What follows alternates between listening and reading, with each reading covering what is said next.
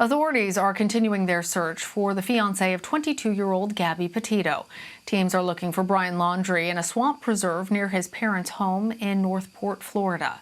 Petito's remains were found at Grand Teton National Park in Wyoming last Sunday. Jericka Duncan has the latest. Today, veteran dive teams were called in to search underwater on the 24,000-acre reserve. They're using sonar equipment and boats, in addition to helicopters and drones. Still, no sign of 23-year-old Brian Laundrie, who hasn't been seen since the 14th, according to his parents, and is a person of interest in the death of Gabby Petito.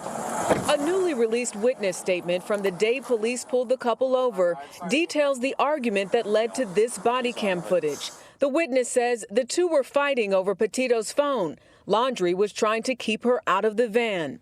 In Wyoming, the coroner's office says final autopsy results for Petito will take another 2 to 3 weeks.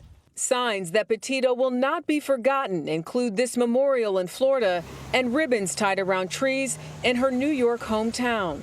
The FBI credited the online community for sharing valuable information and images to help lead authorities to the 22-year-old. But Petito's disappearance and subsequent death have raised questions about other missing persons cases, nearly 90,000 nationwide.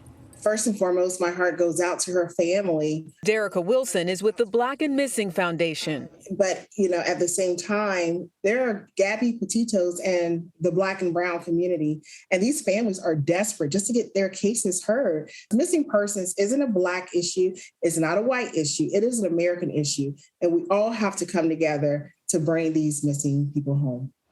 Lana, the Laundries appear to be holed up in their Northport home. There hasn't been a lot of activity there today. As for Petito's family, they are gathered on Long Island, where she is from. And on Friday, community members are expected to light candles from their homes in honor of Gabby Petito. Lana? Very important points, Jericka. Thank you. To understand the legal side, I want to bring in Alfredo Garcia. He is a former assistant state attorney in Florida and a professor at St. Thomas University College of Law. Thank you for being here. As a former prosecutor, what do you make of this case? It's a very tragic case. Disappearance of a young lady who was 22 years old.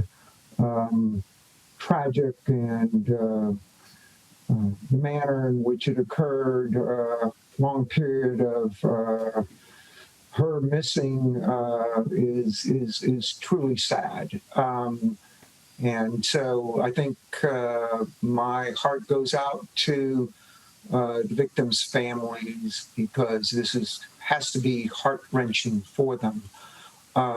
Unfortunately, when you prosecute cases or you defend cases, the human element is paramount, and it is really a tragic case when you have a young lady's life taken away from her at such a young age.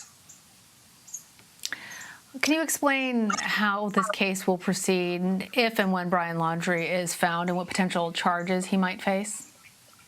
Well, at this point in time, obviously, I assume the autopsy is not complete yet, so they have to determine the cause of her death. Obviously, the coroner has made the preliminary finding that it was a homicide. Of course, it's a little bit more complicated to determine exactly the cause of death.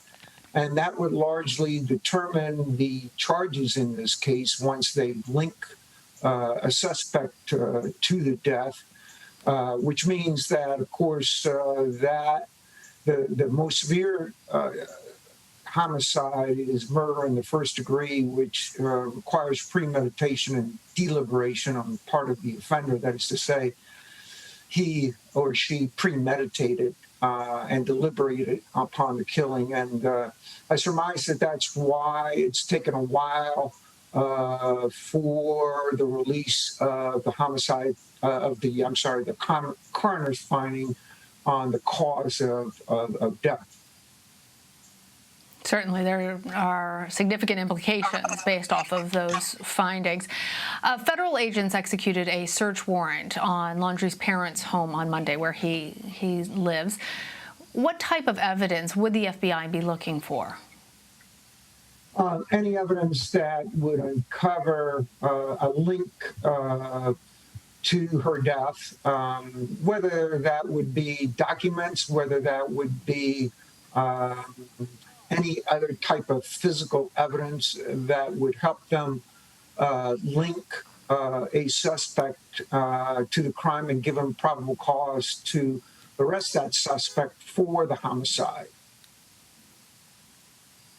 Are there any conditions under which Brian Laundrie's parents might be held criminally responsible? Since they live in Florida, the charge in Florida that could be leveled against them would be as accessories after the fact. And that is a very hard charge to prove because you have to establish that they knew that he committed the crime and that they intentionally helped him escape arrest, apprehension, ultimately trial and or conviction. So you have to have knowledge of that the crime was committed and intention to assist the person who committed the crime in avoiding apprehension. So, and of course, we don't know if that's the case. We don't know if that's the case, but there isn't the type of spousal privilege that that exists for parents. Is that right? Well, it's very interesting. The statute in Florida actually does provide immunity if the underlying crime that the offender committed is only a third-degree felony.